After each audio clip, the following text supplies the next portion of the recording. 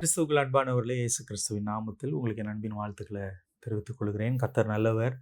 இந்த நாளிலும் கூட ஆண்டவர் நம்மோடு கூட ஒரு வார்த்தையின் மூலமாக பேச விரும்புகிறார். மத்தேயு எழுதின சுவிசேஷம் 23ஆம் அதிகாரம் 13வது வசனத்தை நான் உங்களுக்காக வாசிக்கிறேன். மாயக்காரராகிய வேதபாரகரே, பரிசேயரே, உங்களுக்கு ஐயோ! மனுஷர் பிரவேசியாதபடி பரலோக ராஜ்யத்தை பூட்டி போடுகிறீர்கள். நீங்கள் அதில் பிரவேசிக்கிறதும் இல்லை, பிரவேசிக்க போகிறவர்களை பிரவேசிக்க விடுகிறதும் இல்லை.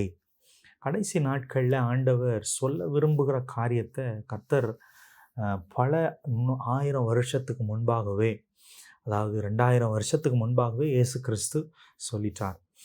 ஊழியக்காரர்களை பார்த்து, அதாவது பரிசேயரை, வேதபாரகர்களை, அவங்கள பார்த்து உங்களுக்கு ஐயோ மாயக்காரரே என்று சொல்கிறார். ஹிப்போக்ரட்ஸ் அப்படின்னு சொல்கிறார்.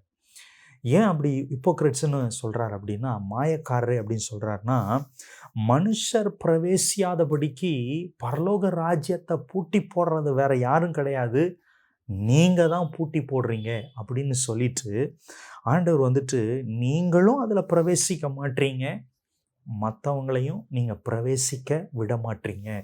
நீங்கள் மறுபடியும் நீங்கள் கீழே நிறைய வாஸ்து பார்த்தீங்க அப்படின்னா, மாயக்காரராகிய வேதபாரகரே, பரிசேயரே அப்படின்னு சொல்லிட்டு பார்வைக்காக நீண்ட ஜெபம் பண்ணுறீங்க. உண்மையாக உங்களுடைய இருதயத்தில் செபிக்கலை. நீங்கள் பார்வைக்காக நீண்ட ஜெபம். இன்றைக்கு என்ன தெரியுமா, பார்வைக்காக நீண்ட ஜெபம் பண்ணுகிறவர்கள் நிறைய பேர் உண்டு. உண்மையாக ஆத்தும பாரத்தோடு தேசத்திற்காக செபிக்கிறவர்கள் குறைவாய்த்தாங்க. தேசத்திற்காக திறப்பில் நிற்கிறவர்கள் குறைவாகி விட்டார்கள். ஆனால் மற்ற இந்த ஞாயிற்றுக்கிழமை ஆராதனைகளில் பார்த்தீங்க அப்படின்னா ரொம்ப மற்றவர்கள் பார்க்குறாங்க அப்படிங்கிறதுக்காக செபம். மைக்கு கொடுத்து செபம் பண்ண சொன்னால் ரொம்ப நேரம் செபம் பண்ணுறது. ஆனால் தனிப்பட்ட வாழ்க்கையில் செபிக்கிற ஜெப அனுபவம் ரொம்ப கம்மி. ஜெபத்துக்குன்னு கூப்பிட்டு நீங்கள் தான் ஜெபிக்க போகிறீங்க அப்படின்னா ரொம்ப நேரம் ஜெபம் பண்ணுவாங்க. ஆனால் மற்ற நேரங்களில் ஜெபம் என்கிற அந்த வாசனையே இருக்காது அவங்களுடைய வாழ்க்கையில். நீங்கள் தொடர்ந்து வாசித்து பார்த்தீங்கன்னா, அவங்க வெளி வேஷம் தரிக்கிறவர்கள், மாயக்காரன் அப்படின்னா மாய்மாலமான ஒரு வாழ்க்கையை வாழுகிறவர்கள். அப்படி வாழ்க்கையில் ஒன்றுமே இருக்காது. அவங்களும் பிரவேசிக்க மாட்டாங்க, மற்றவங்களையும் பிரவேசிக்க விட மாட்டாங்க. அவங்களும் செபிக்க மாட்டாங்க, செபிக்கிறவங்களையும் செபிக்க விட மாட்டாங்க. அவங்களும் சுவிசேஷம் சொல்ல மாட்டாங்க, சுவிசேஷம் சொல்கிறவனையும் சொல்ல விட மாட்டாங்க. அவங்களும் சரியான வாழ்க்கை வாழ மாட்டாங்க, மற்றவர்களையும் அந்த சரியான ஜீவியத்தை, ஆவிக்குரிய ஜீவியத்தை வாழ்வதற்கு விடமாட்டார்கள். இப்படிப்பட்டவர்களை குறித்து ஆண்டவர் அன்றைக்கே சொல்லியிருக்கிறார். மாயக்காரராகிய வேதபாரகரே, பரிசேயரே. உங்களுக்கு பைபிள் எல்லாம் நல்லா தெரியுங்க, பைபிள் எல்லாம் நல்லா தெரியும். இன்றைக்கும் அப்படிப்பட்ட ஆட்கள் உண்டு.